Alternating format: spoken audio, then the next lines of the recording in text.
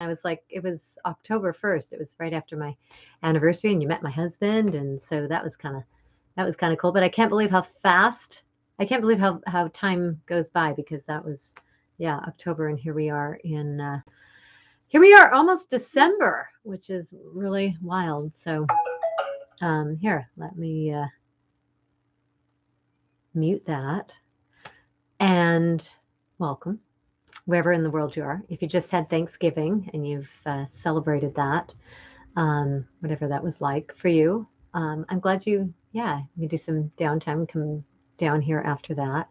If you're in another part of the world that didn't celebrate that, you're not, yeah, you don't need to know what we're talking about.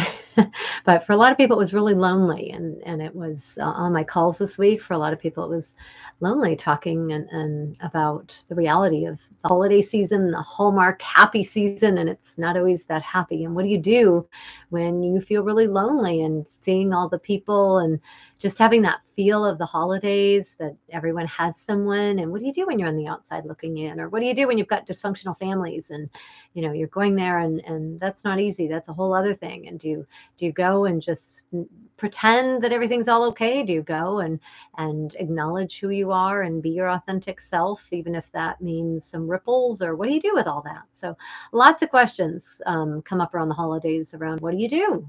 How are you? And how are you supposed to be? And what do you do with people and friends and family like that? So I guess I just want to acknowledge that wherever you guys are coming from. This is not an easy time of year. And like I said, I probably have more calls this time of year, because it is such you're supposed to put on the happy face, and what have you got to complain about? You should be grateful and thankful, like all those messages. So you're not alone. Whatever it is that you're feeling and what you're going through, it's not easy. So I also wanted to say thank you to everyone who wrote in about my dad, losing my dad, and just your words of just sympathy and support, and just sweet emails that I got from so many of you, and sharing your own stories. And they meant the world to me. They meant so much. And so I really appreciate that. I think I was able to get back to hopefully most of you, but I really appreciated, yeah, I just really appreciated that support for me this time. That was really special to get that, and then just to be able to have my calls with you, and to have those they were so grounding. I think I've told you that on my calls. So yeah, anytime I find that helping others, or just being able to be there for others, is helpful for helping our own pain. So something to remember there, when you feel like you just want to go inside. There's inward. There's something to be said for coming out and just recognizing there's love and people who are there, who need you, and whatever it is that you bring, that you may not even be aware you bring, you bring something, and you bring something special. So anyway, with that, let's get to my questions that you had for me. And if you did not get a chance to send in a question, then at the end, I will open up the chat and speak to any of the questions that you've got. So feel free to type that in there. First of all, it's a nice little group tonight. And so if you want to tell me where you are, I'd love to know where in the world you happen to be signing in from. I know someone had told me that they're watching, but if they don't have a YouTube account, then they're not able to participate in the live chat. So I guess that's one of those YouTube things that you're not able to participate if you don't have a YouTube account. So think about, if you want to have your questions answered, if you didn't get a chance to send them in, you can look into just setting up some kind of a YouTube account. I know I have a lot of people who set up accounts that are not necessarily they're not using it for anything else but to comment. So feel free. Don't feel like you have to have all of this if you're not. Don't feel like you have to have an account and be active and have your whole have a channel and everything else. You can just be here, in the chat by having that account. I think it just authenticates you so that they don't, so that we know who you are. So okay, so we've got Deb's here from Oregon. Oh, hi, Deb. I just sent you an email earlier, so I hope you got that. And Christy is here from North Carolina. And Audrey is here from Miami, and which is, oh, wow, you're in the warmth and the heat, which is really nice. I am actually heading off on Monday. I'm heading into the sunshine. I'm going to be in my old stomping grounds, going to meet my girlfriend in LA. And she and I are going on a kind of a memory lane tour. We're going to go on a trip down memory lane together. And she has been my friend since I was 18 and she was 20, and we met at Biola University in Southern California, La Mirada. And I have not been back. She has not. Well, we live down there, but you don't go visit that place. Anyway, that is where we met. And she is my soulmate friend. I've never had a friend like her. And somehow, ironically, and yes, I will get to the question soon, but ironically, she and I struggled so much with our singleness, and we remember the exact street in Long Beach, for those of you familiar, right off of 2nd Street, where we just cried out our hearts, and we were just sobbing and just feeling like life had passed us by, and we'd been forgotten. And I mean, both of us had gone through just heartbreak after heart, all the wrong guys, and we had always connected on that. And so we're going to go back to that street in Long Beach, and we are going to just remember all of our. We're just going to reconnect and have some fun. And I used to live in Manhattan Beach, and so I'm going to go check out Manhattan Beach now. And she was in Long Beach, and so we're going to go check out. Yeah, we're just going to have. I need to find more of the pieces. I want to go deeper. A lot of this with my dad has brought up just more discoveries of things, and so I wanted to process this with my friend, that we always process our losses and we process the growth that comes from these things. So we're going to go to a trip down there. But ironically, so she ended up marrying a guy who is so much like me, and my husband is so much like her. And so what is really fascinating personality wise, just how we managed to flip that, and we have just it's just an interesting phenomenon that we help each other to understand our partners, because we can understand anything about each other, and so it helps us to figure that out. So it's an interesting take on how best friends can be so in tune to each other and recognize the things about each other that they are so in tune with. And so that's really, really cool. So yeah. Okay. Julie, I didn't expect you here. Oh, I'm so excited that you're here too. Okay. Well, this is really special with everyone here tonight, because I actually know most of you a little bit. So, all right. So thanks for being here. And for those of you having a rough night and having a hard time, oh, I'm glad you can come here with me, and you can feel free to post your questions, like I said. And at the end, I'll circle back and get to the chat too. Okay. So yeah. All right. Tracy wrote in, and Tracy, I think I missed you last time. So I'm glad you wrote in, because I wanted to get to. Last time I had so many, I did not get to everyone. So Tracy wrote, and I don't see Tracy on here. Tracy may not. Yeah, Tracy, are you here? Because I'm answering your question if you are, and if not, you'll see it on the replay. But if you're here, feel free to chime in. Tracy wrote to me, here is my question. Last year, I went out with this guy 3 times. I liked him a lot, and the feeling was mutual. But he was hot and cold, and then he disappeared out of my life.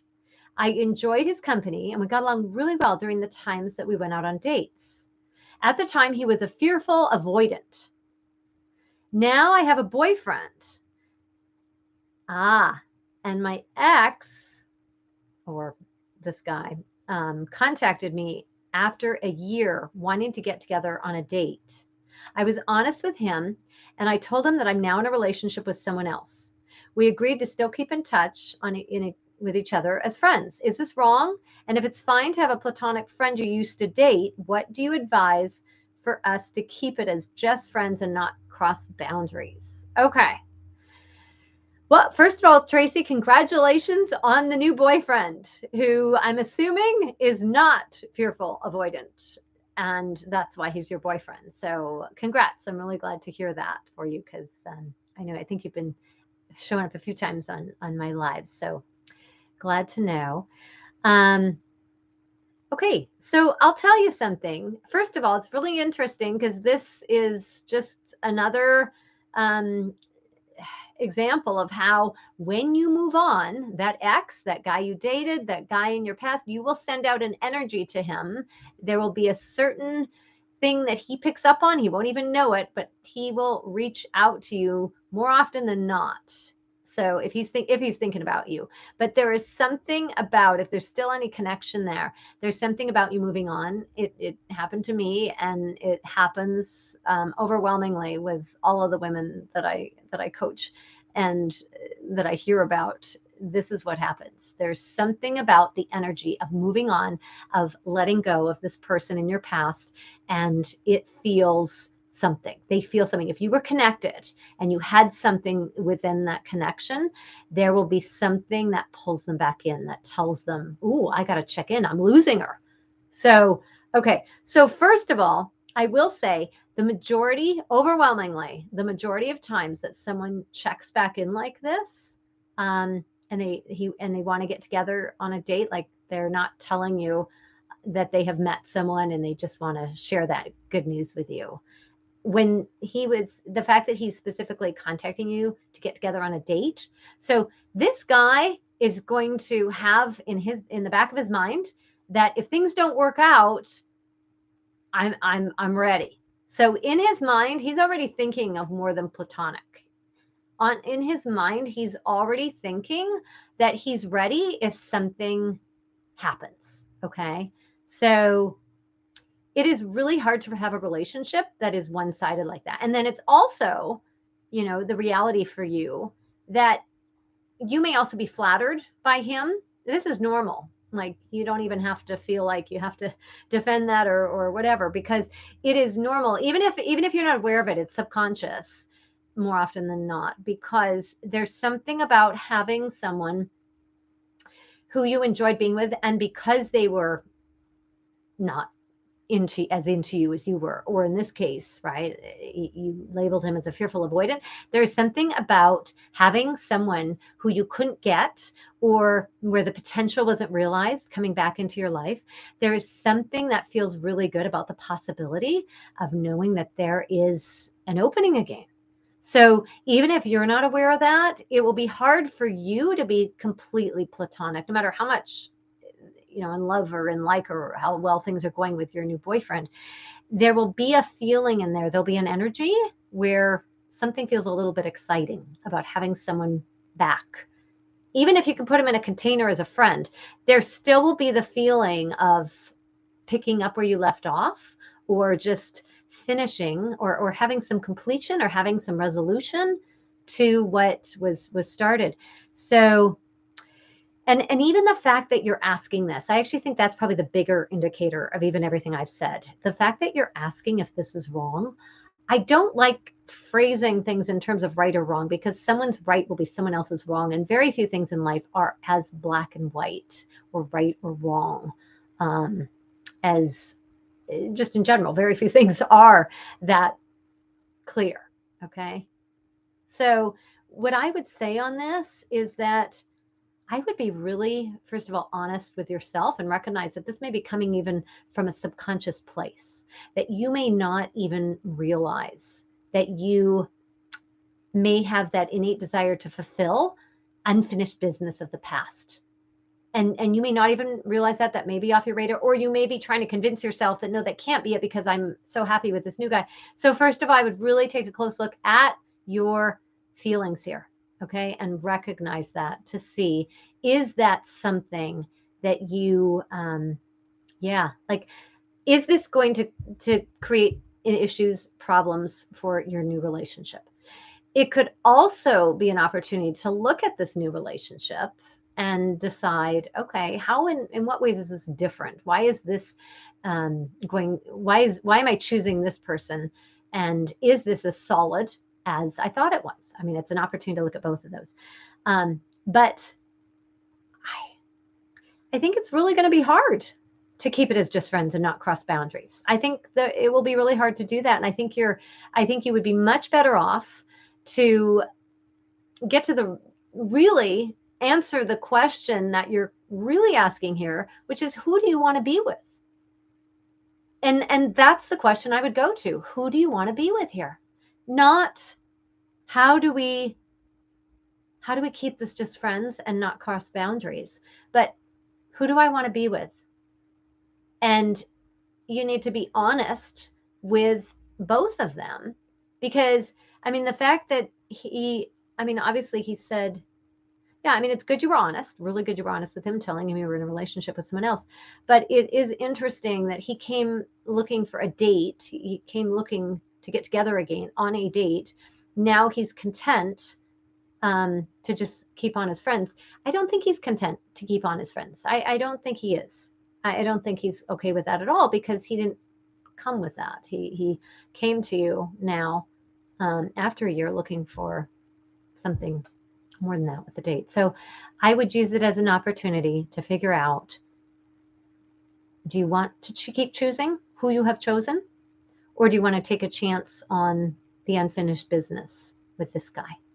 Because that really seems like that is your question, more than is it right or wrong.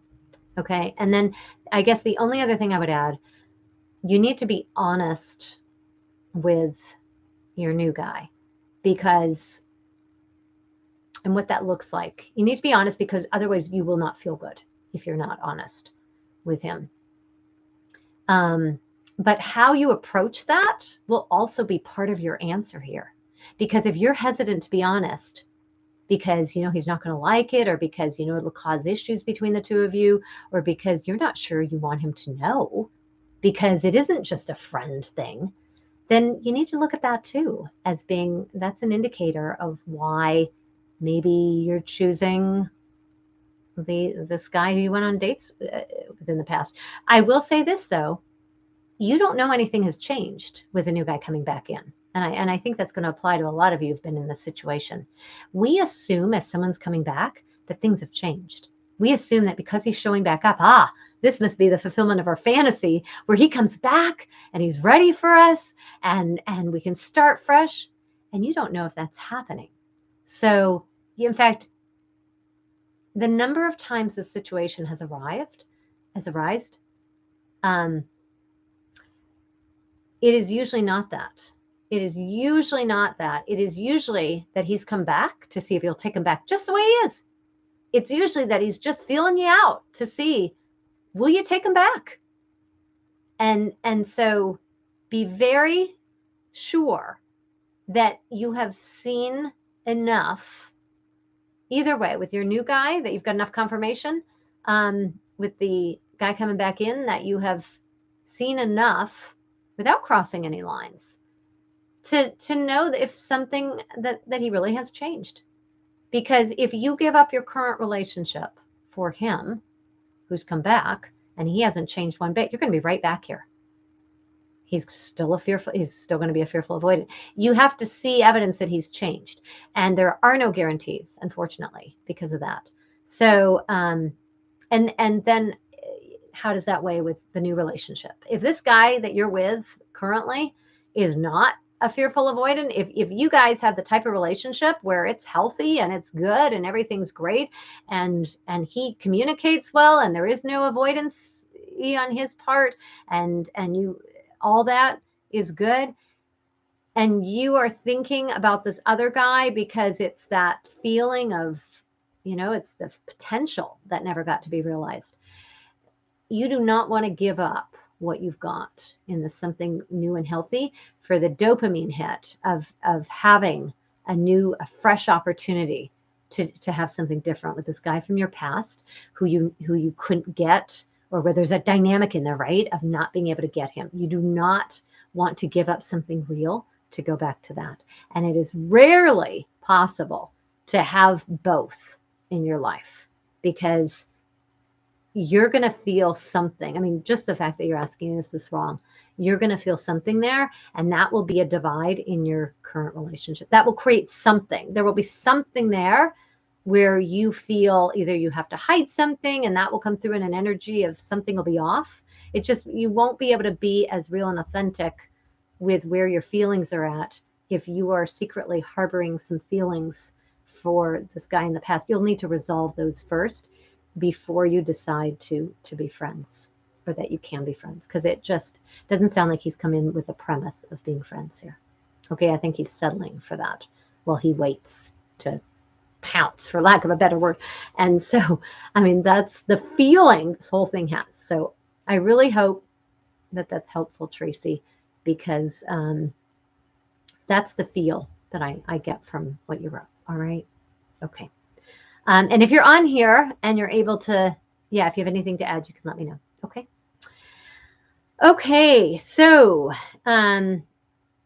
Violet wrote to me, and I don't know if Violet's here or not, but you'll get this at some point. If you are here, I'd love to, and you have an account on here and you're able to chime in, I would love to say hello to you. So, okay, Violet.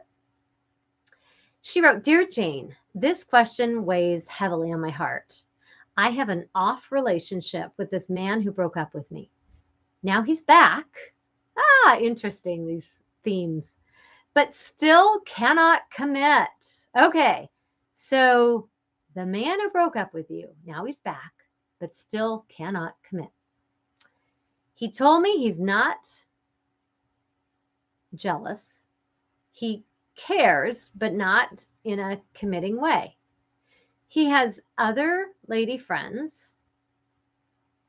Ooh, and how close are these lady friends? I guess would be my first question to you. What, are they just friends? Kind of like what we just talked about. Is he just friends with them? I don't know if I can commit either. We're both broken.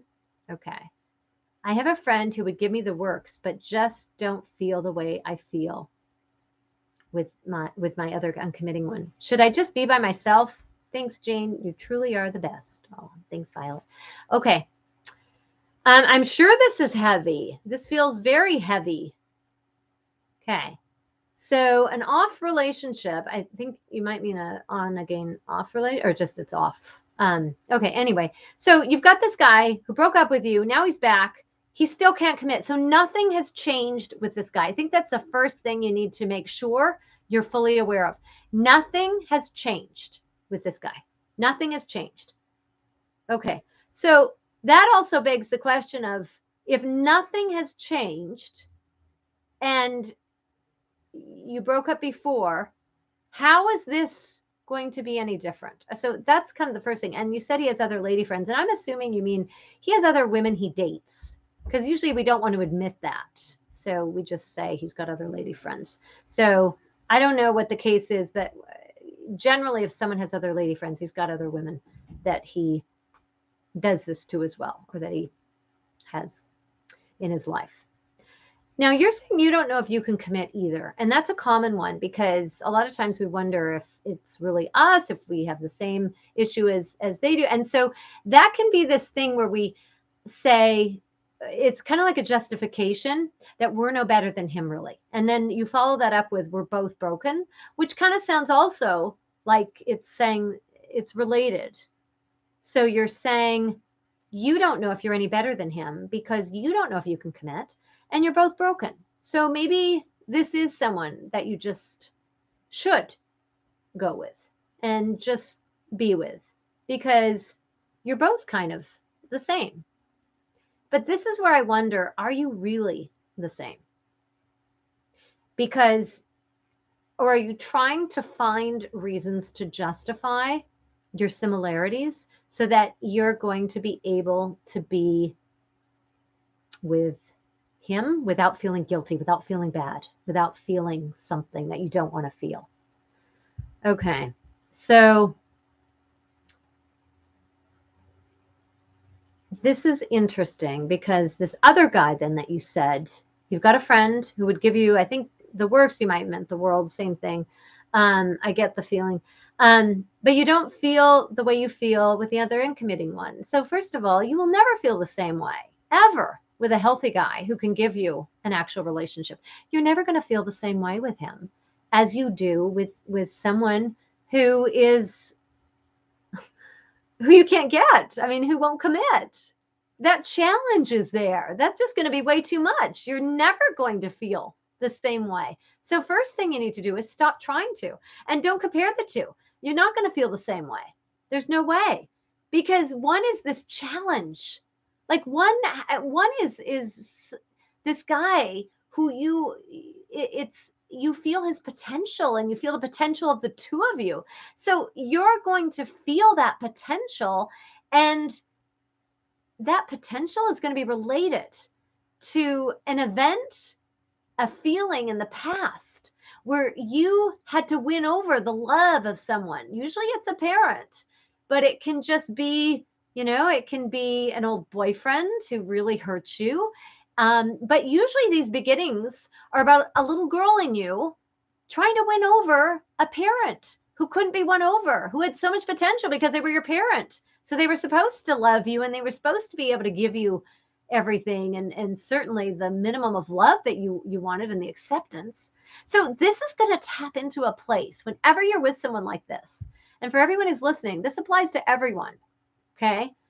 If you have someone who's healthy, and you can just communicate easily, and they want to be there for you, and you have this equal relationship, and it's healthy, that is never going to compare in terms of the excitement, the dopamine hit that goes on in your brain. That then when you can light that brain up with the potential of some guy who represents someone in your past, that you have an actual chance that you're going to feel to correct, to change that situation, to heal that, to justify that you are worth it, even though you never were before with this particular person. There's no way that can compare. There's no way the two can compare. So I think instead of looking at should you just be by yourself, I don't know if you have to go to should you just be by yourself, or if you can look at this as, okay, so maybe it's just bringing the fantasy out of this, the potential, and instead looking at both of your relationships, or not yet relationships with both of these men, but looking at both of these men and the potential of what you'd be getting into with them through a lens of reality, the reality of what it's going to be like with both. Because this uncommitting one who's back, but he won't commit, that is going to have all the bells and whistles. That's going to have all the dopamine hits. It's going to have the highs, the lows. You're in for the roller coaster ride. I mean, he's got other lady friends. You're both broken. You've got this, so you can have the intensity. You can have the ups and downs, the makeup sex, if that's what's going on too. And you can pretty much, it's a free for all. He'll do whatever, and he'll be able to say, I'm broken, I can't commit. And you'll be, I'm broken, I don't know if I can commit either. I think you can commit. I think everyone can commit. I think the old thing where we choose men like this because we can't commit, I think it's more we want that excitement. And we want that ability to feel so good in knowing that we can get the uncommittable to commit to us. I mean, there's something in there that goes back to that little girl who was trying so hard to get what she needed from parents who couldn't see her, were in their own world, or just completely incapable of giving to her, to you, what you needed. And so that is what we're talking about here. We're not talking about the things on the surface. We're talking about something deeper, because that's going to come up. That is essentially what you're talking about. I don't think you need to be by yourself. I think my best advice to you, because I know this is heavy and it feels heavy for you. My best advice to you is never get involved with someone who has lady friends. I think however you've couched this, he has lady friends, no pun intended, but there's a feel to that. He has lady friends. Other lady friends means you're never going to be what you want to be with him. And it won't be because you can't commit and so you think you should settle for this. It'll be because he's chosen to have other lady friends because it keeps him at arm's length with you. It gives him a reason. He can always come back to, well, you knew I had lady friends. And that's not really, I think, what you're wanting. And so that's not what you're signing up for. That's a different thing than the exciting dopamine hit that you have the potential to have something with him and to correct some of these things or what has happened in the past. So I would not choose him. I think if you did choose him, maybe at arm's length, maybe at a distance, maybe something like that. But I would never choose a guy who has other lady friends and obviously has made it known to you that he has other lady friends. I think that is probably one of the biggest red flags on at least one call a day. Someone is referring to issues. And it stems from the fact that they went into this knowing he had other lady friends, but they thought that it wouldn't be as big of a deal. They thought they could change it. They thought something could be different. Okay, so the lady friends is like my new biggest red flag because it's a big deal. It means he can keep you at a distance. It means he has a reason that he can't be closer. It means it keeps... He has this neatly arranged so he never has to commit to any one of these lady friends. And I don't think you just want to be another one of these lady friends. I know you don't. As for this other guy who can give you the works, but you don't feel the same way, you're never going to feel the same way. Does that change anything? Does knowing you're never going to feel the same way as someone who can give you that potential to fix all this in your past because of who he represents to you? Does acknowledging that, does getting that elephant out of the room, revealing that and just coming right out and understanding that it will never be? And that's not because there's something wrong with him. And that's not because that's not the relationship for you. It's simply because they can never compare. Does that help? Like, does that move the meter at all? Does that do anything? Because I mean, it sounds like you don't feel the same way. Don't force yourself to feel the same way. But that's someone who I would keep in your life as a friend. I would be honest with him. I'd be very honest with him. But that is someone who I would have in my life if I were you. As long as, here's the caveat to that, as long as you wouldn't be leading him on, and as long as he would not, as long as you would not feel like you're in a position where you owe him something because you would feel like you were leading him on. If it is a mutual thing that the two of you are going to be friends or whatever you're going to call, companion, whatever it is, you work those things out if you need to with him by being honest and talking about it, bring him up. But it sounds like someone who is worth taking a second look at because he's never going to be, you're never going to have the same feeling as you do with someone who is that big of a challenge for you. And I would say anyone who can ever say he has other, that you would say of that he has other lady friends is always going to be that challenge because you're trying to be the top lady. I mean, this is how this works. So I don't think you need to be by yourself. But maybe if you're questioning whether you should be by yourself, maybe focus a little more on you and maybe take a little break from figuring all these heavy things out with these two men and maybe figure out who you want, to be now in this new season of your life. Like maybe you're coming into a place where you're different than you were before. And so now it's time to recognize, okay, with what I've been through, how I've gotten to this place, what do I want to do now? What are my priorities now? If I was by myself, what would that life look like? Because I'll tell you, there is something about stepping into a time when you are by yourself where you don't answer to anybody. And I mean, you might miss out on some things by not answering to someone or by not feeling like you are in a relationship where there is any kind of answer. Because really, I mean, you only ever answer to yourself, but there is a reality check that when you're in a relationship, you are thinking about the other person and you are negotiating things and talking about things and communicating. And when you have an impasse where you have different needs and different, things that make your life comfortable, when you're by yourself, you don't have to do any of that, but you're also by yourself. So if you're by yourself and you can fill your life, because it's what a lot of women have come to, they've given up the search in a really good way, because what they're doing is they're living their life in a whole different way that they never got to live before, because they never realized they could, or they never evolved into who they'd come into. And they're realizing that their happiness does not stem solely from whether or not they can get a man, which is so much of the programming that has been the case. So, all right. I really hope that answers your question, Violet. Thank you for saying that. And hi, Anne. I'm glad to have you here. Okay.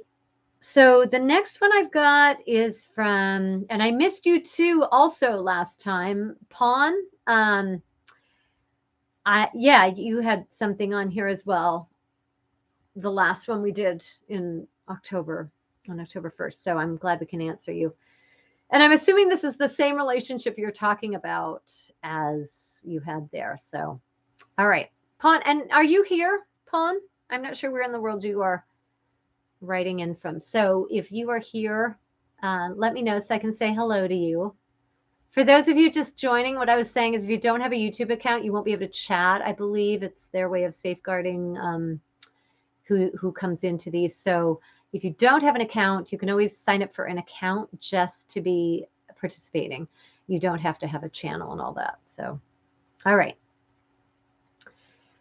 Pawn writes, hi, Jane.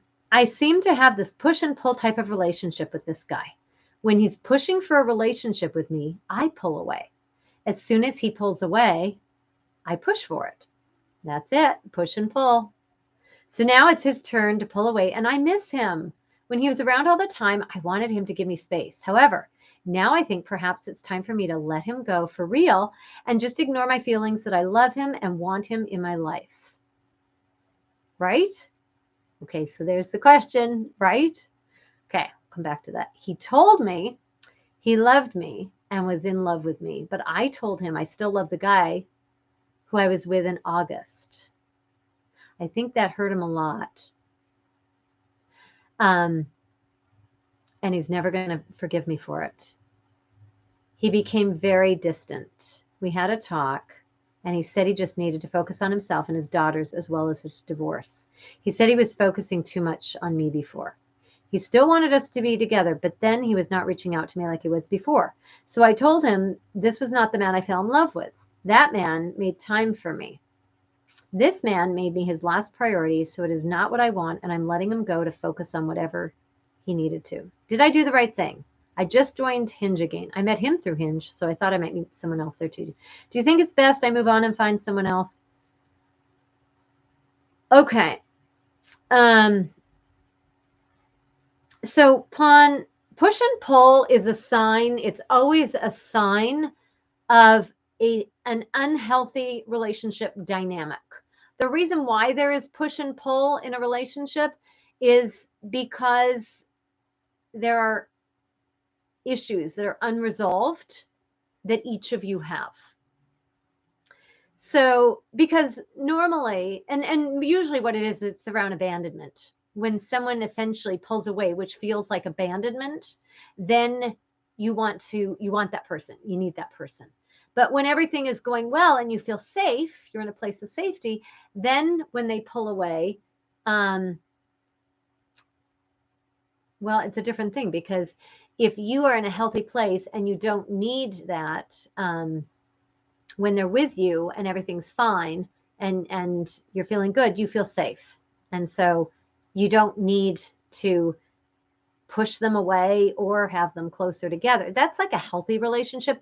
But when you're pushing them away, when you have them and you feel safe, So that means that was never communicated to you as what a safe, healthy relationship is. So you were not given an example somewhere along the way that this safe space, which normally would elicit really good, warm feelings where you wouldn't need to push someone away, that is causing you distress. So you need to push them away, or discomfort or something, but it doesn't feel like a healthy, real relationship. And that is just because you never had that modeled for you. So it's understandable. But again, this is where the work for you would be more to just, first of all, recognize, wow, so what my mind conjures up as being a safe space in my relationships is not really a safe relationship, is not what my mind thinks is safe. This would be safe, where there is this consistency, the good behavior, someone's here with me. It would be reassuring. But instead, if you're feeling that when someone is there and you can count on them and they're reliable, and you're feeling like you need to push them away, then that is informing you that you have been told, and what has been your memory up there, your muscle memory, your cellular memory, essentially, has communicated to your brain that that is not, or that's, yeah, that is not a healthy, that's not the relationship you want, that you want something that is much more chaotic, which is the exact opposite. So I think it's the exact opposite of what you want. So I think the first thing is to recognize, like, what is a healthy relationship? And I have a video on that. I'll put it underneath it later, but you can watch that. But it's, what is a healthy relationship? And so that's the first thing, like, what is a healthy relationship for both of you? And if you care about this person, which you obviously do, hopefully, and if you have some kind of a enough of a relationship, then really, for the good of both of you, you both need to look at, like, what is a healthy relationship? Both of you. So you're saying, right, the first right you said, however, now I think perhaps it's time for me to let go for real and just ignore my feelings that I love him and want him in my life. I think you're onto something here. The push-pull is a sign of unhealthiness here. And unless the two of you can resolve this, unless the two of you, and what you would need to be able to do is make some sort of a commitment. And I don't know if you have his buy-in here. I don't know how one-sided this is, because it sounds like it is more one-sided. Because you had a talk, and he said he needs to focus on himself and his daughters and his divorce. So this guy sounds like he's got a lot going on. So I think from just that part of it, I don't think you're going to get a chance to have a conversation where you both decide, okay, so we're both feeling push and pull. We both do push and pull, and we know the roots of that, and you can talk about that. That's a different thing. It sounds like you've talked about this, and what he has told you is, I got to focus on my divorce. I got to focus on that. I got to focus on these things. So I think what you need to do here is exactly what you are saying, right to. Yes, right. Yes, I agree. I think it's time for you to let him go for real. And rather than ignore your feelings that you love him and want him in your life, I would look at those feelings and I would see that, yeah, if this guy represents what you have been led to believe, this chaos of the push and pull is love, then you're going to love this guy and you're going to want him in your life. So I think instead of ignoring those feelings, it's actually the opposite. It's acknowledging those feelings. Yes, I have those feelings, and I don't need this guy in my life, because what is happening here is I'm equating love with this push-pull. I'm equating love, and you're probably not seeing it that way, but essentially you're feeling like you love him, but it's the environment is so similar from the environment that you obviously are familiar with, either that you grew up in or that was created for you as at some point. And you are putting all the stock in that as being, that's love. That's my measure of whether or not I'm in love. It's not. It's not. It's the exact opposite. And I hope I'm able to communicate this to you in a way that is hitting home for you, so you can understand this, because you're not alone on this. I mean, there's so many of us who come from push and pull relationships where we have been there. We grew up in chaotic homes, or we grew up in homes where our needs were not met at all. And so the chaos of trying to get love from someone who wasn't capable of loving us, was too busy, couldn't see us, didn't make us feel loved for who we were. We had to perform, all of that stuff. Like, that is not love. That's not a relationship. That is not where you ever want to be. And yet most of us are so busy trying to recreate that. Or when we find that, we're like hanging on so tightly to that instead of letting it go, because it is not love. It's not love. It's cell memory, which, if you think of that as like similar to muscle memory, which most of us understand easier, but it's memory we have that was embedded in us growing up, that we absorbed by the examples and by the environment we were in. So if we can recreate that environment, we're going to recreate that, and we're going to have those, we're going to long for that. I mean, that's going to be the relationship that we tout as being, this is love. Okay. So I really hope that clarifies your situation for you. Because yeah. And the fact that you said this man made you his last priority. No, you don't want to be last priority. You want it to be a mutual thing where the two of you are working together, and not even working together, just being together. Like the two of you are together. You're equals. You're in this. You support each other. You can talk. You can communicate. Okay. So I do, and don't get discouraged, because we have to sort through these like this. And this is just the reality of how we move through our patterns, the things that are cellular level memory, right? Like, think about it, I'm thinking about, like anytime you're learning about the body and or just movement, right? So dance, yoga, different things where you have to learn something. They talk about muscle memory, because once you have mastered something, once you have got the feeling in your muscles, you can recreate that easily, and you have a memory of it. So that becomes your go-to. This is the same in relationships with cellular level learning. Once we have that embedded in our cells, we recreate that. We're able to do that, and it's not a good thing, but that is the reality of it. So it's similar. So if that helps you understand cellular level, cell level memory in terms of what is embedded in us, in terms of environments, in terms of dynamics like that, if that helps to think of it like that way, then think of it like that. And just know, you break these patterns, you do start finding someone else. You change these patterns, you recognize them, you see them. Just even being able to recognize a red flag, like I told Violet earlier, just being able to recognize the red flag of understanding about if he has lady friends.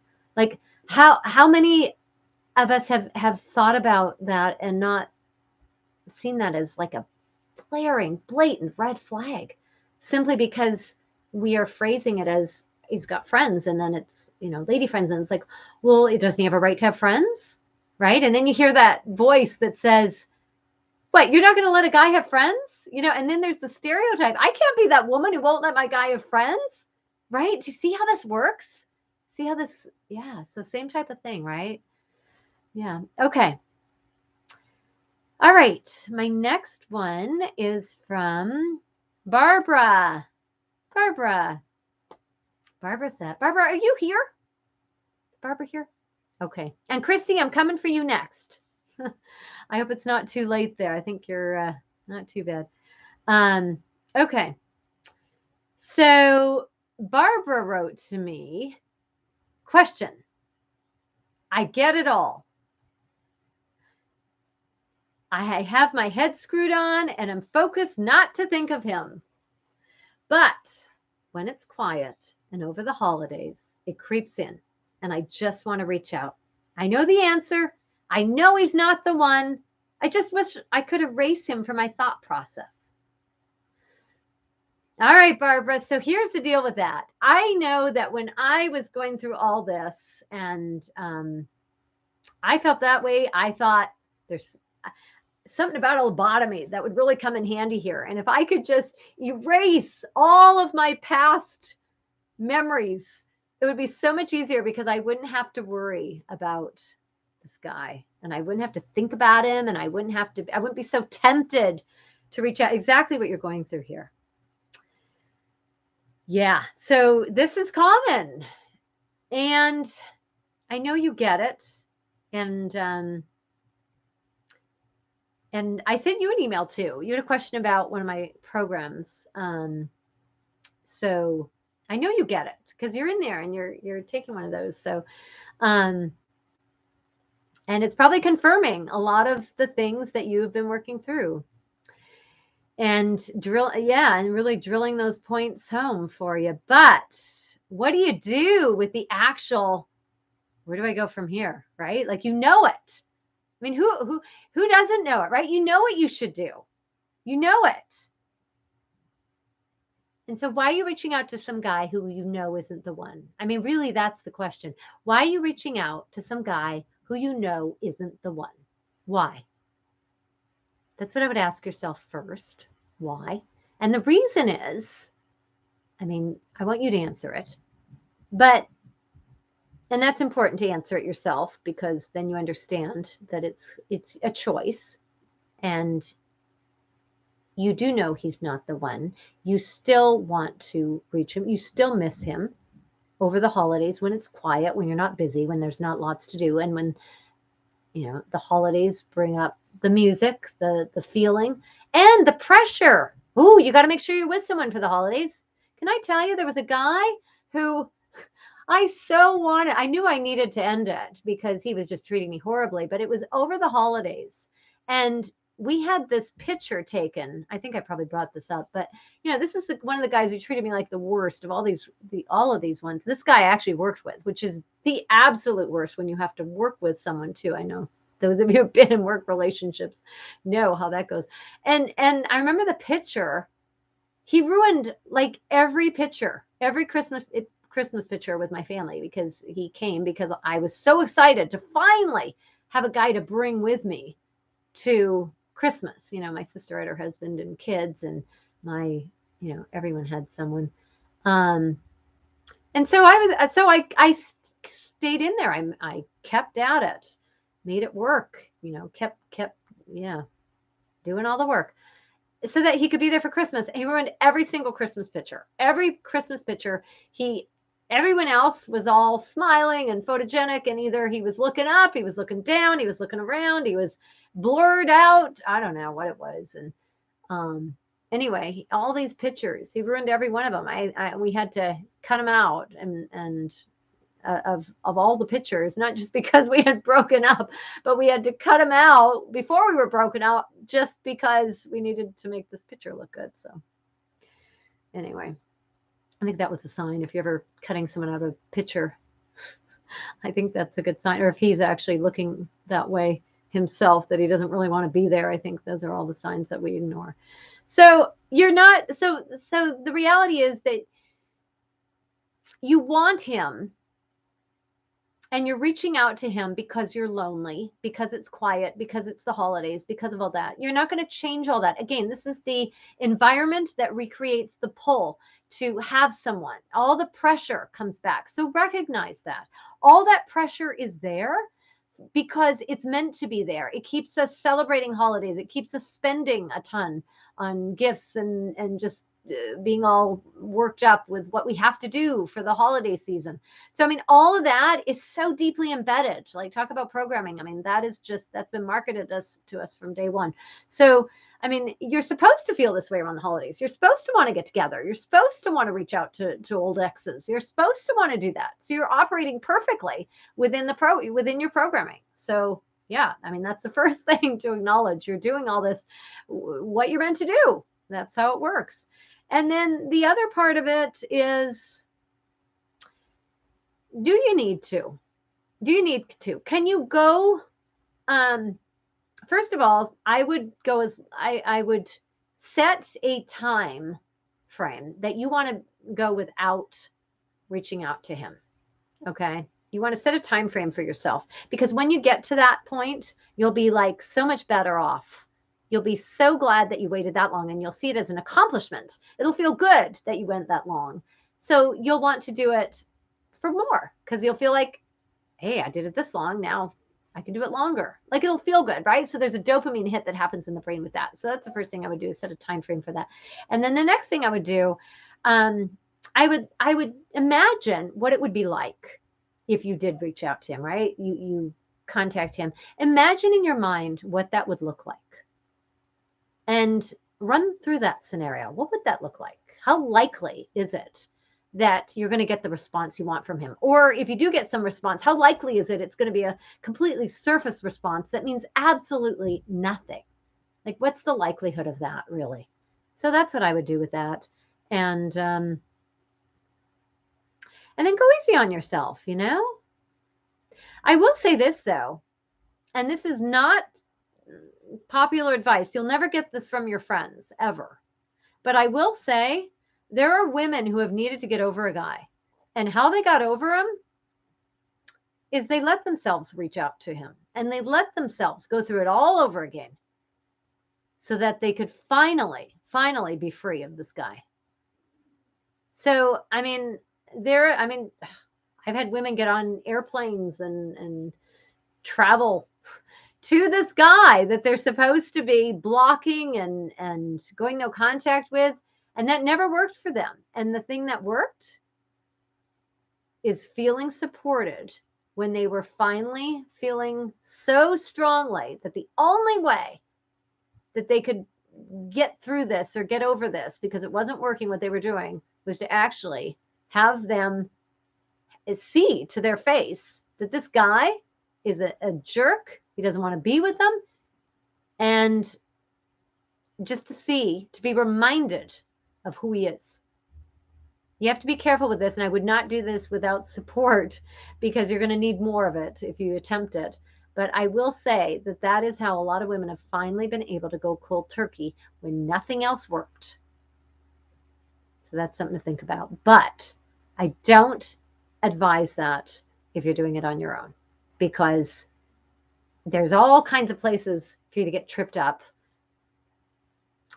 And we don't need to go into those, but it can make it more complicated. So, but it's an option, you know, it's an option. But what I would do is just recognize that this is a guy who, yeah, there's nothing there. You know, he's not the one. So what do you still believe you are looking to get out of reaching out to him? What are you hoping to do that? The best way is to recreate the what you think is going to happen, because you're actually, more often than not, you're going to be bang on. You're going to be right. You're going to know exactly the way it'll go because you've done it before. I mean, obviously this isn't the first time you felt like you needed to reach out to him. I'll bet, I don't know, are you here?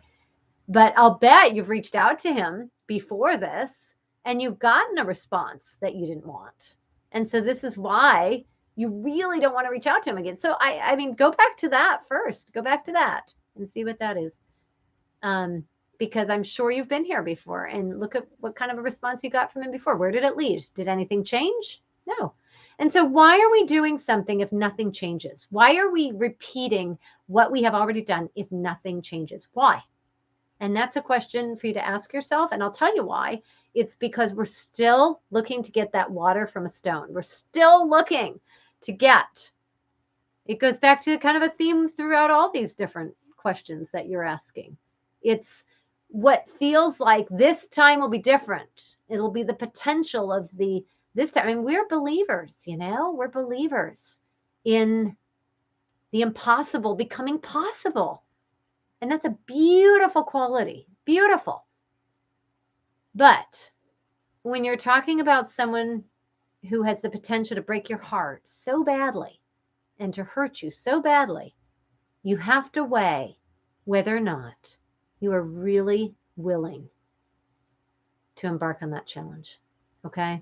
Because we don't want you to hurt your heart. We don't want you to have a broken heart all over again. We don't want more pain and more hurting. Doesn't help. Doesn't help. I mean, it can be a wake-up call, yeah, but there's other ways to get that besides just going through one more heartbreak, All right. Christy, I'm ready for you. Okay. And I hope you're still here. What are we at there? 10 o'clock? Hopefully we did not keep you up too late. All right. So Christy wrote, oh, I'm so glad you're here, Christy. I was talking about the other Christy, but I'm glad you're here too. So I don't have a question from you, but I did get your email that you're here hanging out. So I'm so glad you're on. There's another Christy from North Carolina, and she's got a question, and I've got her question up. But love how I can see on here. So love my Christies. All right. Christy wrote, I've been seeing a man for the past year who recently accepted a huge job promotion in the UK and has moved. Oh, wow. That's what I figured. Okay, so you're in the US and he has moved to the UK. Okay. And you've been seeing him for a year. Okay. Oh, that's hard. Okay. We never defined the relationship because I think I was afraid. Yes. We don't define something. Okay. Make sure everyone understands this and is real clear.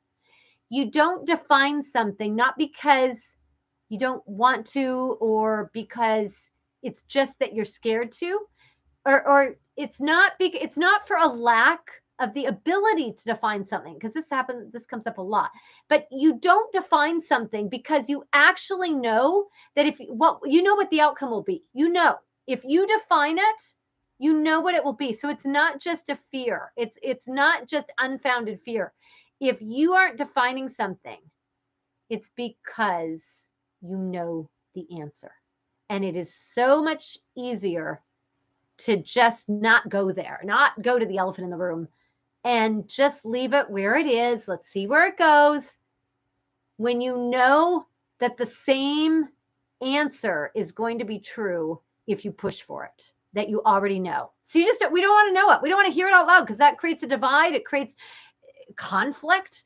And then there's a problem. So we don't want to bring that to light because it's already what we feel in there. And you're right. Okay, so first of all, Christy, I want to confirm this for you. You were right. You were absolutely right. You were right not to define it because if you had defined it, he would have been gone. Or you would have just heard what you didn't want to hear. He doesn't want anything committed. He wasn't sure. So you were right. I do know he cares for me, but he is a bit emotionally unavailable. And when we say he's a bit emotionally unavailable, we usually mean he's emotionally unavailable. Okay, so that's the first thing. In my head, I played the fantasy reel that things were progressing and that he's my guy. Ugh, now I'm barely hearing from him. And when I do, I don't feel the closeness that we had when we lived 15 minutes from each other. He does have a lot of family issues now to handle, and I'm giving him space, but I'm not holding out hope that he'll decide we should have a committed long-distance relationship. Oh, that's hard. Okay, I really feel you on this one. I give you this backstory because my biggest fear in relationships is abandonment. After my 18-year marriage ended with my husband deciding to leave for a friend of mine and is now married to her. That's such a double whammy. Christy, I coach your twin. She had the same thing happen. So you're not alone. And that is so hard. So when it's a friend, it's the worst. Oh, okay. So you're going to be okay. And we're going to get you through this. But you are right because you were right. That's why you didn't define it before he left, because you would have just sped up the whole process, and you don't want to do that. I think I'm attracting men who don't want a commitment, even though I'm clear on that issue from the beginning, but I'm fearful in the midst to bring up tough conversations, knowing the answer could trigger my abandonment fears. I've been divorced for 12 years, and I miss so much a committed man in my life that will love me and let me give the love I deeply desire to give to the right person. I'm not sure how to get past this block in my love life. I don't want to give up, and I truly believe the right person is out there for me. Any advice would help. Thanks, Christy. Okay. All right. And it sounds like my Christies have something in common, which is always nice to know. But not, of course, but nice to know you're not alone. Okay. So I think we settled that. you are right. And you're hearing less from him. You don't feel that closeness because he now has the thing that he didn't have before. He has the excuse of space. And this is why, if you're in a long distance relationship, if you're drawn to long distance relationships, not that that's not you here, Christy, but if that applies to you, because I also see that across the board, if you are specifically attracting long distance type relationships, it is because there is something that the guy that you're in this thing with prefers. It allows him space. It allows him the excuse of not having to see you. It allows all that. And so that is serving him. There's a reason. Okay. And he's probably choosing you because there is distance there, even though he might be professing his undying love for you and all this. He can do that because he has safety, because he's apart from you physically. It is the easiest way to hide one's emotional unavailability or commitment issues. It's the easiest way. Just be in a distance that is physically far away, and you never have to bring it up. It's just matter of fact, I can't be there because, proximity, or he can't call, right? 8-hour time or 5 hours, I guess, from Florida. 8 hours for me, 5-hour different time. Yeah. And so it's like, it's hard to get together, and it's on the phone or on Zoom or Skype or whatever you're using. It's like, there's a time difference. So sorry, and if he's working and a huge job promotion, I'm assuming he also touted that as a huge job promotion. Because that's the natural thing. He's not going to be able to be as available, and he's going to be busy, right? All that stuff. So, so he's choosing this, and it's working because he's not big on commitment, and he's not big on emotional, availability and all that. So this is working for him. And yeah, I think the fantasy reel is a huge one. You heard me talk, or if you didn't, you can go back. I talked at length about the fantasy versus the reality piece, and yeah, I think I just said about the believers we are, right, and giving people the benefit of the doubt, and to our own detriment and to our own hearts. That's what we do, right? That's what we do, and that, make no mistake, that is why these men are doing the same thing. We're a fantasy to them because they don't allow for a whole lot of realness here. They love the fact that we carry them essentially in the relationship out of this potential, this feeling. It feels so good to them. It feels so good. The fact that, you played this fantasy reel, that he was doing the same thing. He was loving it for the time that he was with you as well. So don't be too hard on yourself to think that this is all on you, that you didn't define it and you were scared. And, he was in it for the same reasons with you, because he was enjoying being with someone who, he could forget about everything else. You made him feel so good, and that feels awesome. That feels special. So he didn't want to let you go either. But he didn't want to go forward, and he didn't want to define things. It was probably, let's see where it goes. All right. So I think I'm attracting men who don't want a commitment, even though I'm clear on that issue from the beginning. But I'm fearful in the midst to bring up tough conversations. I think I read this. Okay. I so deeply desire. I'm not sure how to get past this block in my love life. I don't want to give up and truly believe the right person is out there for me. So any advice would help. Okay, Christy. So what I'm going to say on this is, don't be afraid to have those difficult conversations early. Because what happens is you have an energy about you that comes through, that we can go to fantasy land. We can live in the fantasy, and it brings him along with you, whoever the new him is or whoever the guy is. So he loves this too, because he gets to escape, and you both get to escape, and you both get to be there together in this fantasy world. And he keeps it going, and he doesn't want to know more, and he doesn't want to have tough conversations. You pick up on this, and you also don't have those conversations, but you're doing yourself a huge disservice, and actually him too. But I'm mostly concerned about you here. And so this is what needs to be different. We have to get away from this idea that we can't talk about stuff that's going to be uncomfortable or stuff that is going to be real. Because really, the only reason why it's uncomfortable is because you're not on the same page. You want more. You want to define something. Because a lot of times, and correct me if I'm wrong, but a lot of times you would be content if you could just decide on where you guys are at. Like if you could say, okay, so you're feeling, you're not comfortable with committing to more than this. I probably want a little more than you do.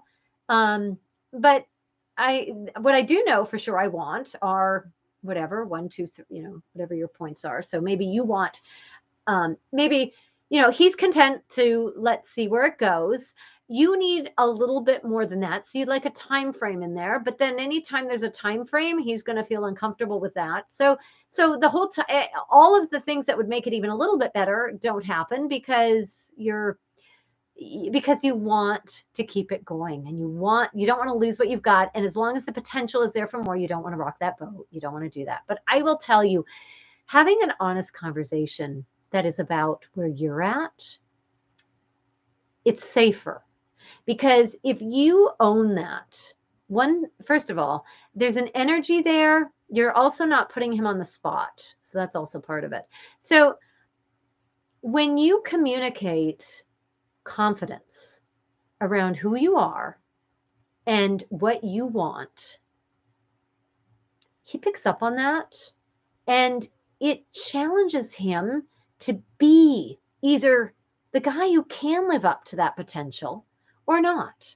It invites him to show you more upfront of who he is early on so that you can choose whether or not this is going the way you want it to, whether or not the more honest version of both of you is actually compatible.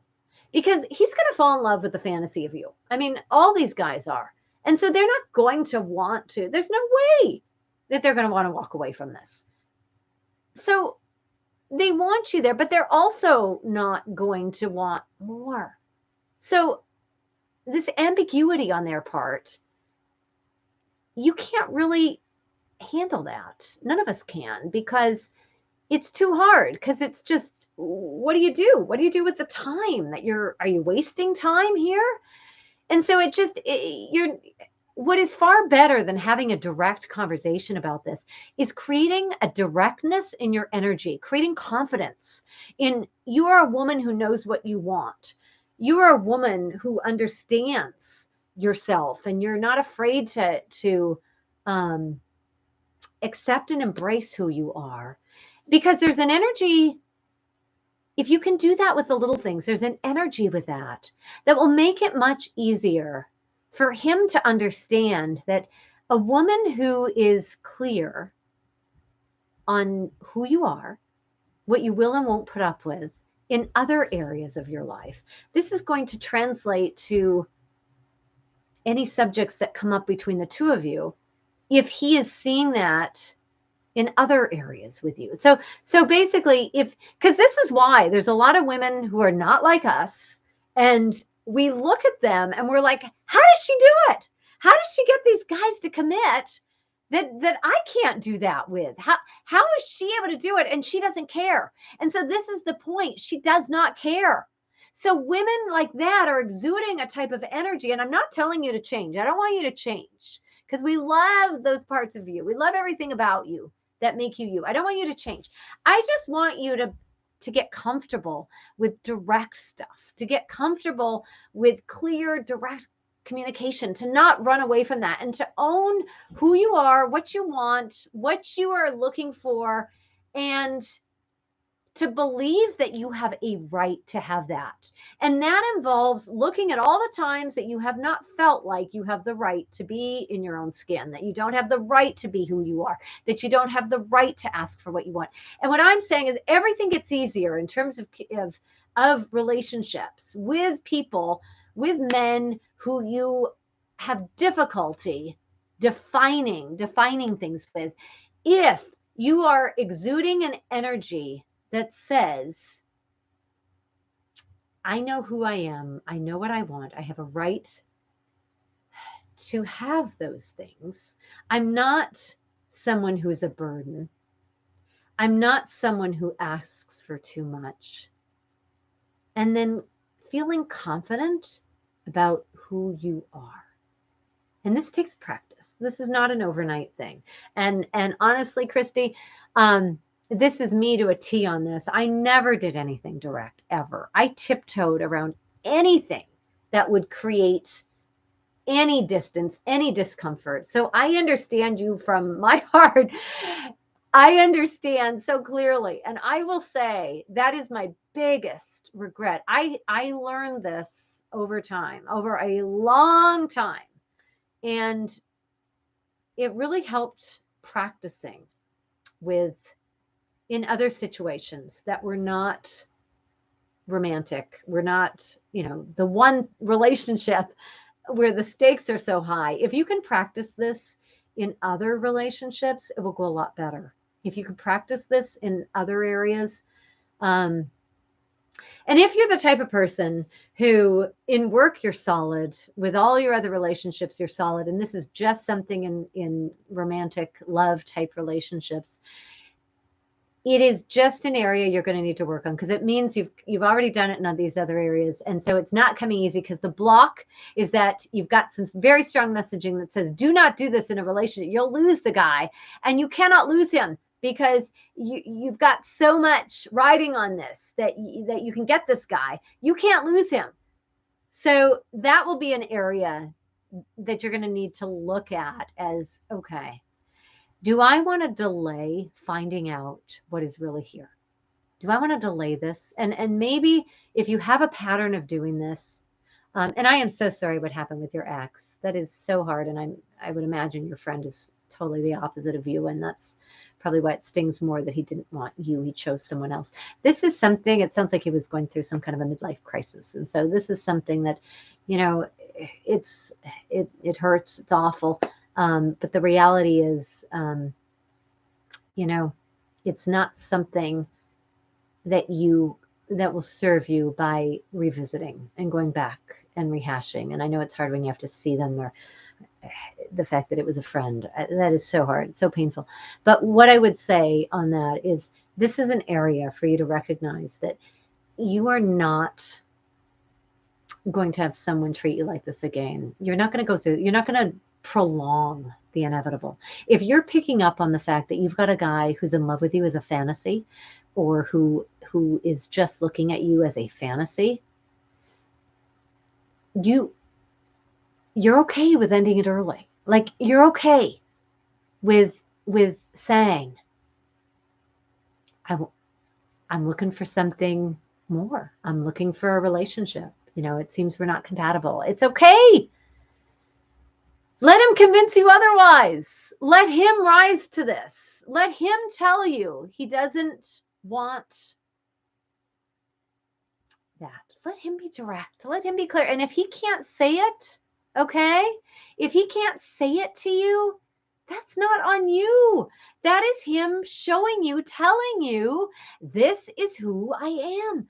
Let's not be afraid of people telling us or showing us clearly, this is who I am. Let's not tiptoe around finding out on the early side, not on the later side, when we're so much more invested, when it's the potential for a heartbreak, and a devastating one at that, is so much greater. Let's not tiptoe around that, because instead, let's give this guy an opportunity to tell you the way it really is. Let him tell you that you've got it wrong. Let him tell you that you're not reading it right. If you're hesitating, it's because you know. If you don't want to define it, it's because you know. So allow yourself that. Like, it's painful to know, yeah, that's why I'm not, because I know it's going to end it early, prematurely, or before I have the chance to show him I'm all that, or for the relationship to build. But the fantasy sucks. Like, I mean, how many of us have lived months, years, waiting for some fantasy to show itself? as something real that never ever happens because it never was anything more than a fantasy, that we have been programmed to believe that somehow we can create a reality out of some fantasy. It does not work that way. It does not work that way. And you know that. Except for that little tiny percentage point, right? That little tiny thing in there that says, but what if this will be the time it does, And we all have the story of that one girlfriend or that one person that we know, 5 friends removed on a, but we all have that one story where it happened. And if we don't have that one story, we've got a fairy tale, a lineup of fairy tales that were embedded, right, in our brains where it happened, where we don't even know where this hope comes from, but it's in there. And so don't get stuck on settling for some fantasy right now because there's some tiny chance that we blow up in our minds as being a big deal, that might be a big chance, that might be very, very possible. Well, the biggest way to find out is to be more of you. Like, don't shy away from being more clear about who you are, about what you want. Don't do that. If you're afraid to define something, if you're afraid to bring up a conversation, you don't have to bring it up, but just have an energy of more direct, more wanting honesty, more wanting, to know. And in your own mind, downgrade the threat of him leaving, of you losing him, because you're honest, because you're clear about your needs and what you want, because you're clear even in your own energy, in your own mind of who you want. Because part of it is there's the fear that if you even think about that, he'll pick up on that. Like if you even think about defining it or that you need more, he'll pick up on it. No, he's going to pick up on the fact that I am actually clearer that I'm giving off, that I actually want something more. I'll tell you this too. You're not fooling him. He knows. That energy is really hard to hide. There's a vibe to it. We want more. Who you are and what you are, if you are aligned with that at all, and even if you're trying to hide it, it'll come through. He'll pick up on it. So downgrade that fear, that threat of him leaving. If what you want is too real and too honest than what he can handle, because he has chosen you because of a fantasy, choose to come out of the fantasy. You are not just a love machine. You are not just this caring, loving light machine that brings light to these guys' darkness. Okay. So maybe an upgrade from that fantasy would be something that would benefit everyone all around. Okay. I hope that helps, Christy. If you have anything to add on that, but I hope that you can go ahead and do that. But I hope that helps because, there's so much fear in there of that, and that's hard, but good. I'm glad. And Lindsay, I'm happy you're here, and I'll always preach on the fantasy stuff. Christy, the other Christy, says, in relation to that, what does it mean when your boyfriend says he's invested in you? He told me this before and still trying to figure out the deeper meaning. Yeah, because we're talking Christy's here. So when your boyfriend says he's invested in you. So this sounds like a guy who's going really practical and logical here. He's coming out of the heart space, the emotional, because that's not comfortable for him. And he's instead communicating in a way that is comfortable with words like invested in you. So it can mean one of two things. This can be an earnest, honest type guy, right? Who's trying to come from a place of authenticity and realness, and he's trying to have some heart in here, and so he's telling you the closest he can get to heart language, and he's saying, I'm invested in you. But it's falling flat because invested in you is a very mind thing. It's very much an intellectual, and it's very much a practical, logical brain thing. And it's not really recognizing feelings and hearts, but that may be as much as you're going to get from him.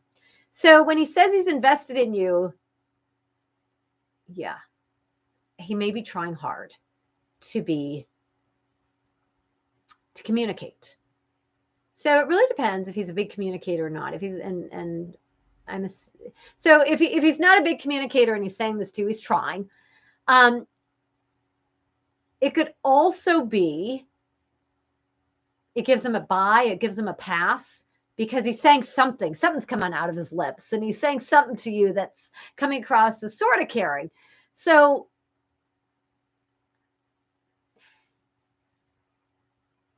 invested in you is a arm's length.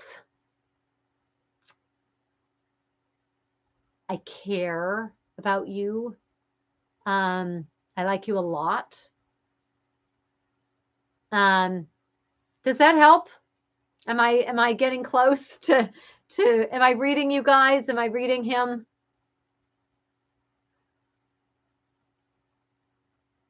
It's like an arm's length thing where he's communicating as much as he has the ability to communicate, to put into words.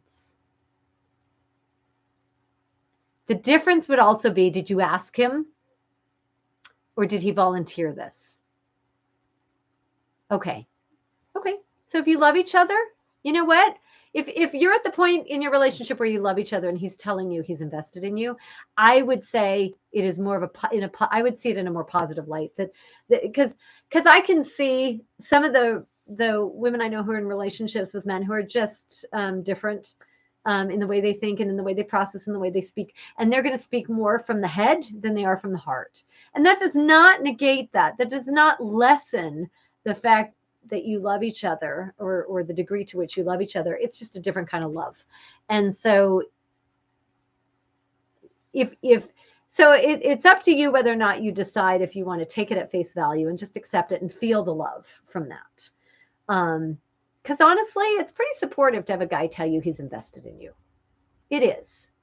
And so you just have to decide, is it enough for you? But to me, if you tell each other you love each other, I wouldn't make this into more than it is.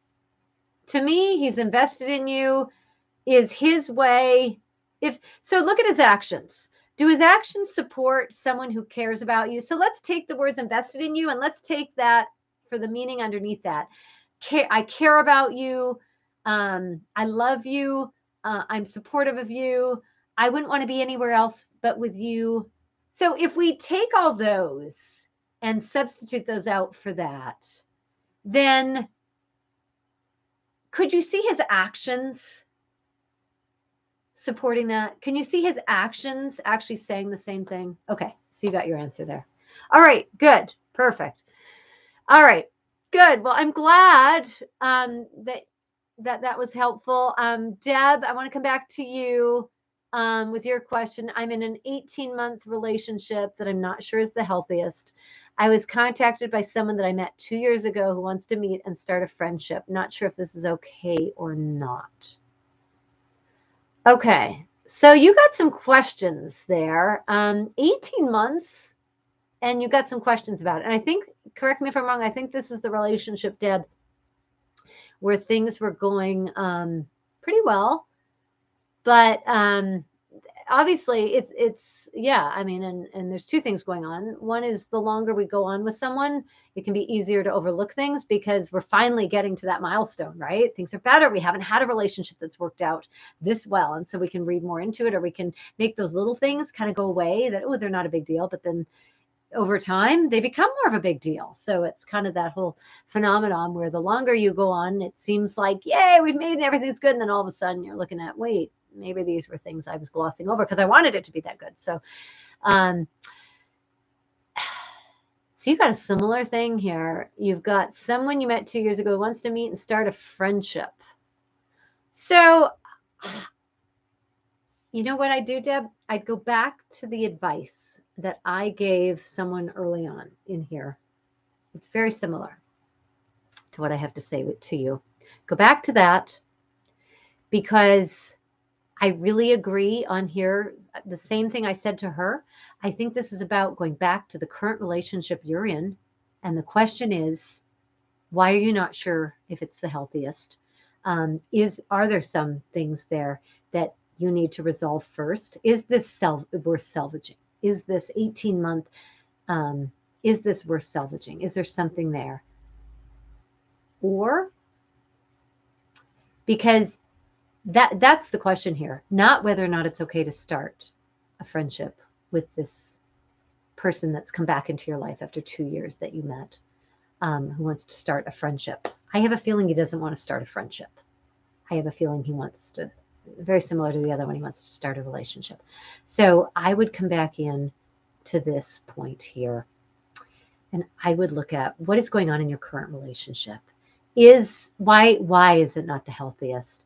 What do you need to do with that? What is the unfinished business of that? How do you resolve this? Obviously, if you're contemplating allowing someone to come in and start something new, there's something lacking in that other one. So is it lacking because it's actually lacking it, or because it's easier to get out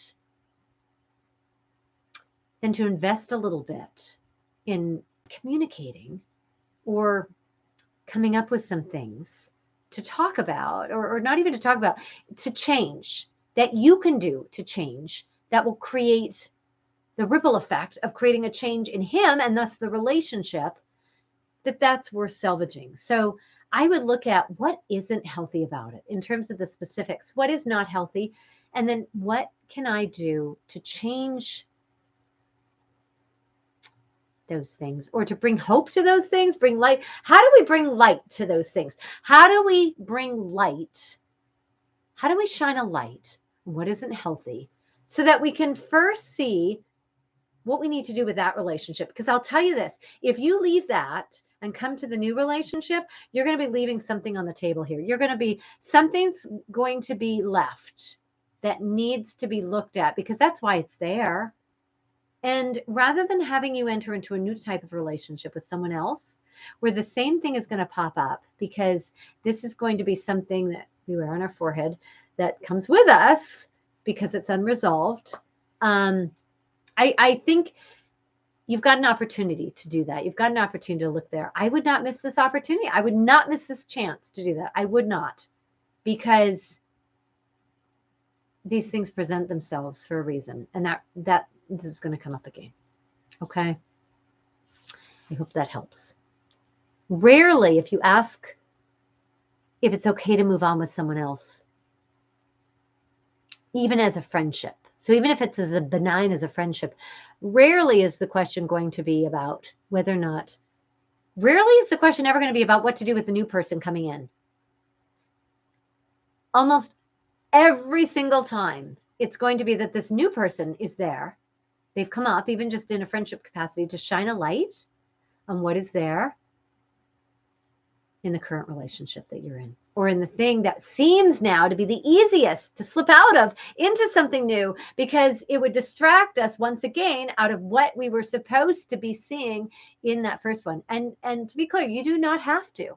You never, ever have to be somewhere to do work, ever. You never have to be somewhere to learn more than you've already been learning. But if you miss that opportunity, you will be missing something that has surfaced in a way to show you something right now in this place and time that you may not have a chance to do down the road. And there is some real value to that. Okay? All right. Sounds like, yeah, you've got some questions to ask yourself. And so good. I'm glad. I hope that was clear. And yeah, go back to that other one where I gave the information to her. And I think that will be helpful to you as well.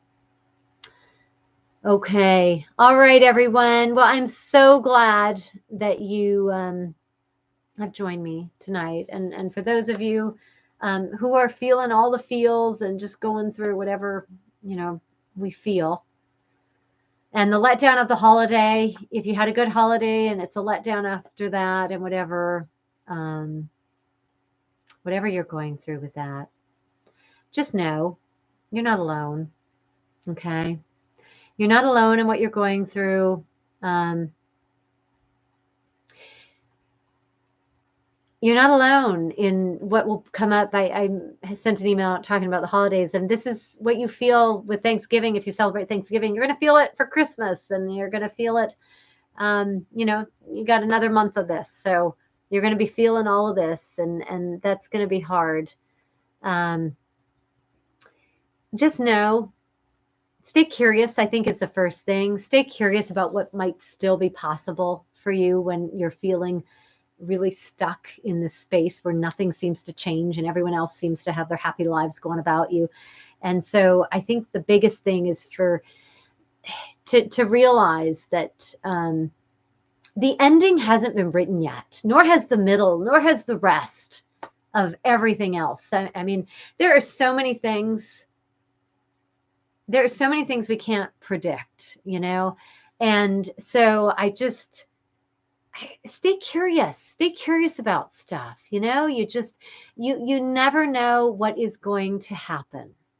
You never know what is on the other side of this horrible, awful time, this thing you're going through, this thing that feels so awful that it's never going to change.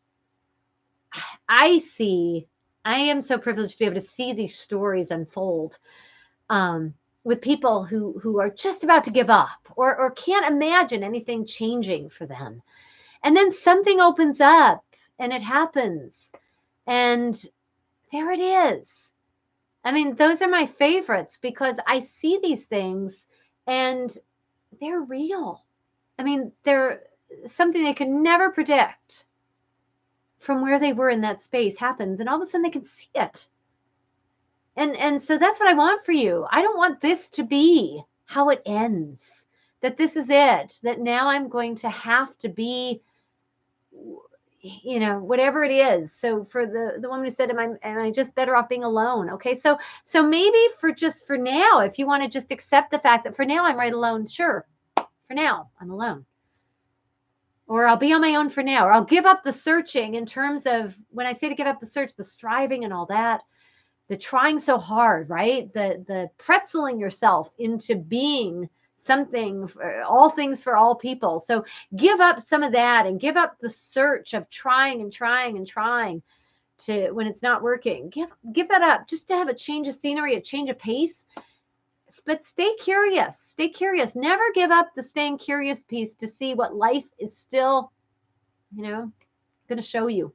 What's still going to come up for you. You do. None of us know exactly what is going to happen for us. None of us know. None of us know the way things are going to turn out. And hanging in there and being honest with yourself, of also honoring your feelings, honoring where you're at, honoring what you would like. There was a woman I was talking to and she was on the older side. So for those of you who are older, one of the things that we were talking about on our call was how she is so, heartbroken over this guy who had all these other lady friends who wanted, she wants to be the only one. And she's gotten to the point, which is really good through talking and through us, where she is not reaching out to him. He reaches out to her so she can feel a little bit of some semblance of dignity that he contacts her. She's not, going to him.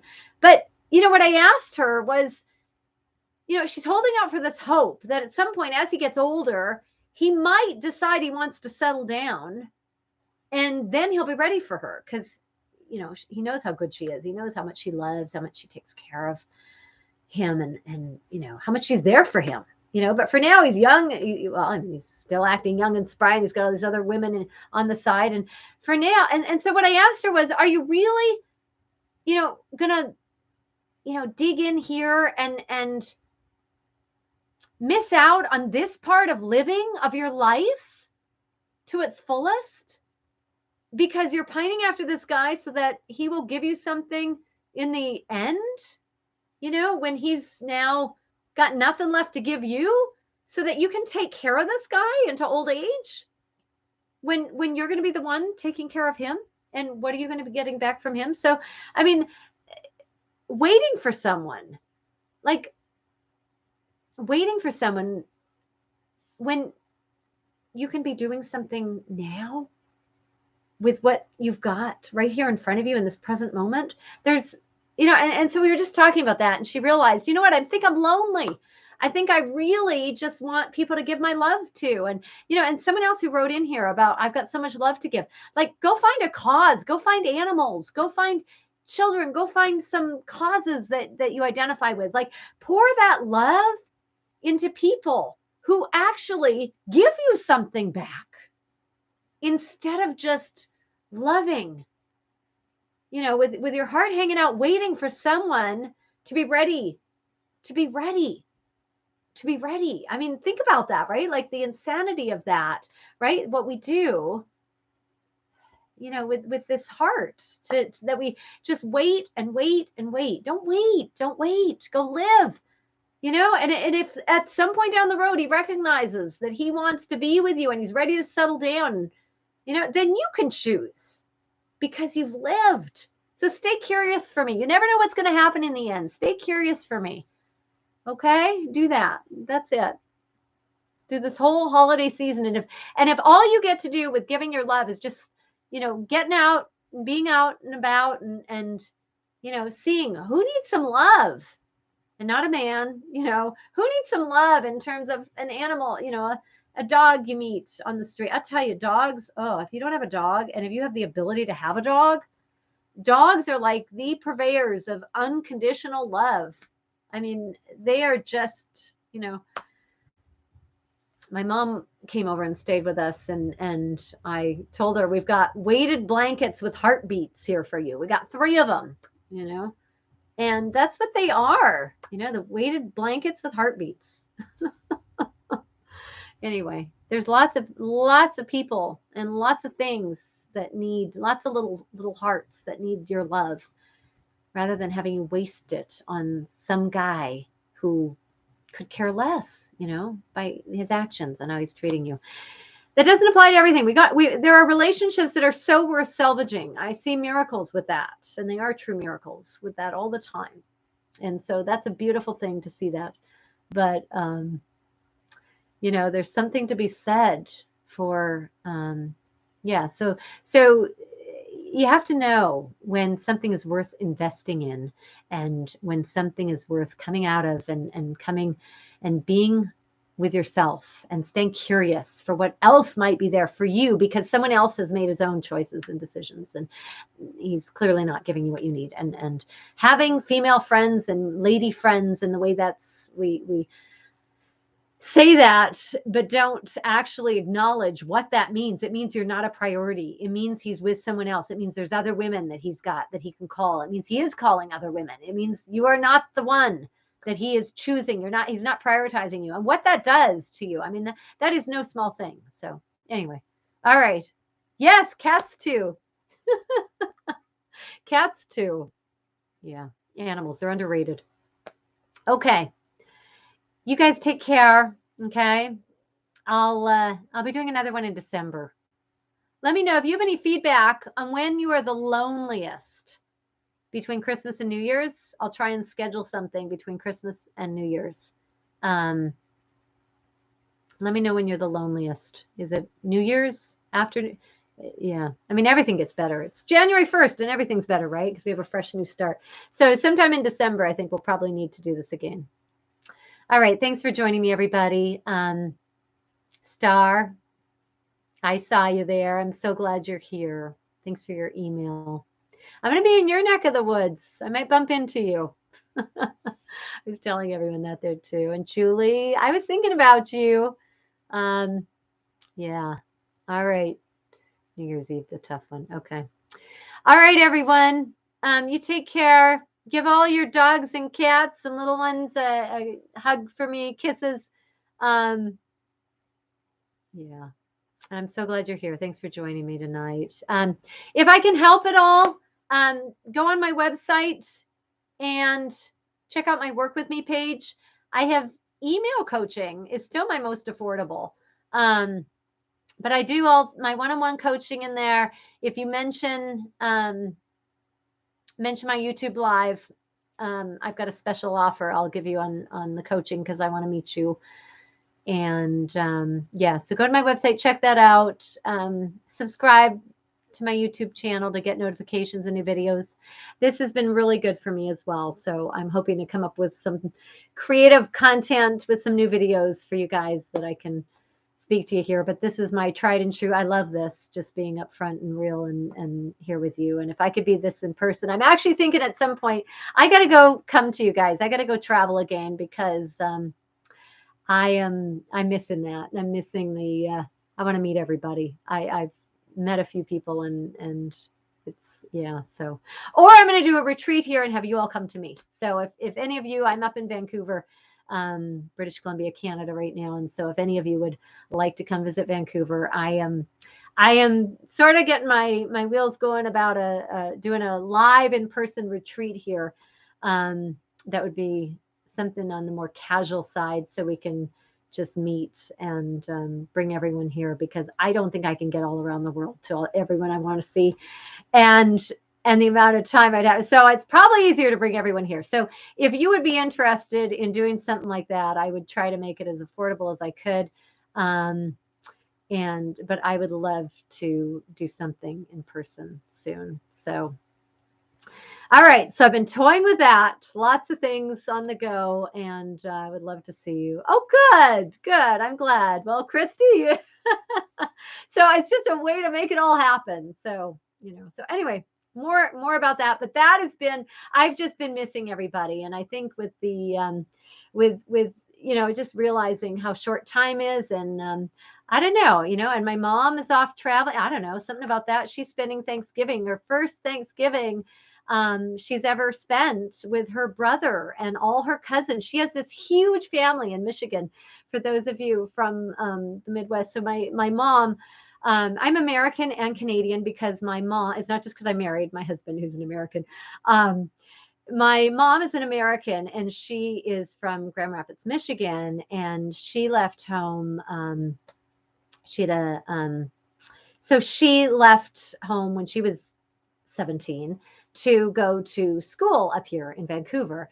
So she went to school. She met my dad. My dad is a Canadian from Vancouver Island and Port Alberni. And so she met my dad here. And so every holiday season, when the Christmas music would start, my mom would start singing, or she'd hear on the radio, "I'll Be Home for Christmas" would come on. And my mom would just start tearing up. And I remember being a little girl and saying, "But Mom, your home is here with us. We're your home for Christmas." And she said, "I know. But I understand now that longing was for something that we never had here because we have a very small family. It was just my dad and it was just the four of us in our family. And then we had his parents here and they were in New Westminster, but they were, which is right close here to Vancouver, but they were a lot older. And they also, it just was us. Like that was it. And my dad's brother was in Nova Scotia on the East Coast. And so my mom had this fully American family with cousins, aunts, uncles, nieces, nephews, like just everyone running around. And everyone was running around there. And my mom grew up with an all-American Thanksgiving, followed by an all-American Christmas. And I never understood what she was saying when she would say, "I'll be home for Christmas," because she was missing not just the snow, not just, all that, but it wasn't that there was anything that we couldn't give her except this memory of this huge Christmas gathering with all the family and everyone. So with my dad passing, her brother, in Grand Rapids, he and his three girls, my cousins, they all got together and they got a ticket for her and they're putting her up in a hotel right near their house and so she can have her own space, which is sweet. They're respectful of that too. And so she is having the time of her life. And she actually said Saturday night, it would be about, she'd probably be back to her room around 7:30 our my time, Pacific time, and she's having the time of her life. This is her like third Thanksgiving event, and this one's the big one with all the family, and she's super super excited. So, it's exciting. And this is new. She hasn't traveled since before the pandemic, and she was a little bit worried about that. I told her all about my coin turn for it. I've always had this before anything to do with the pandemic or anything, but I call it ventilation intuition. I love fresh air. And I said, Mom, you don't need to worry about it. Just make sure, you've got ventilation in your ventilation intuition. And that means, just make sure there's fresh air, and then you don't have to worry about getting sick, because she's still a little uneasy about all that stuff. But, she's having a blast. She's having so much fun out there. And so so my mom traveling, okay, has just inspired in me that was my long story. Thank you. I know, you know how I go on about this, but she is such an inspiration right now to me. And at some point she'll probably be watching this, or she'll be getting all our lady friends to watch this, but my mom is such an inspiration right now, because she she showed me a lot of my programming about being in a relationship. She has also now, or she has become my absolute inspiration, because my mom is just living like she's living. I mean, she's sad, of course, and she's grieved and is still grieving the loss of her partner, her best friend. But at the same time, she is showing a new resolve here that is so exciting for me to see her, like, just with her brother and with her all of her cousins, third cousin, all these. I mean, they've got like so many of them. And it's just really exciting to see that with her.